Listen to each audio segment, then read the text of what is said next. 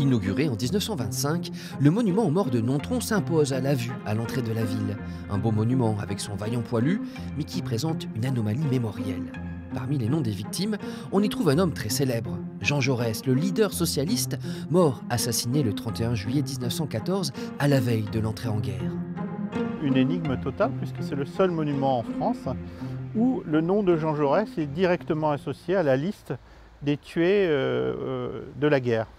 Or Jean Jaurès, il n'est pas de Nontron. Et Jean Jaurès n'est pas de Nontron, bien sûr, puisqu'il est né à Castres en 1859 et il meurt à Paris en 1914.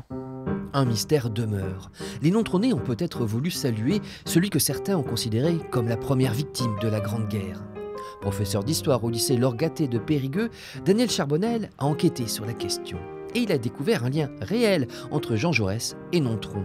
Pour cela, direction l'ancienne sous-préfecture.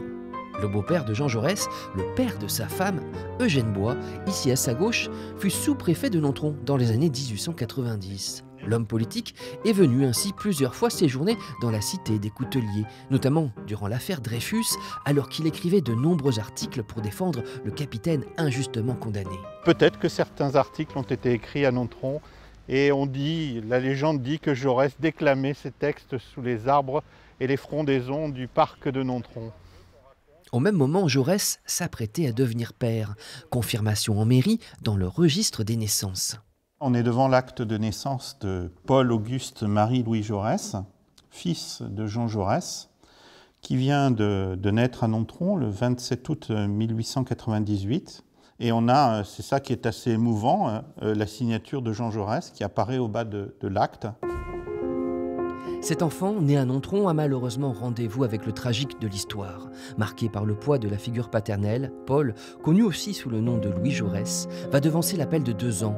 Il rejoint l'armée en pleine Première Guerre mondiale. On a des témoignages là-dessus. Il y a eu vraiment la volonté de lui de montrer que les Jaurès n'étaient pas des traîtres. Il meurt à 19 ans dans l'Aisne. Son corps n'a jamais été retrouvé. On imagine la peine de sa mère qui perd son unique fils après son mari. Un monument rappelle le sacrifice de Paul Jaurès en Picardie et à Nontron, depuis 2022, une route champêtre porte son nom.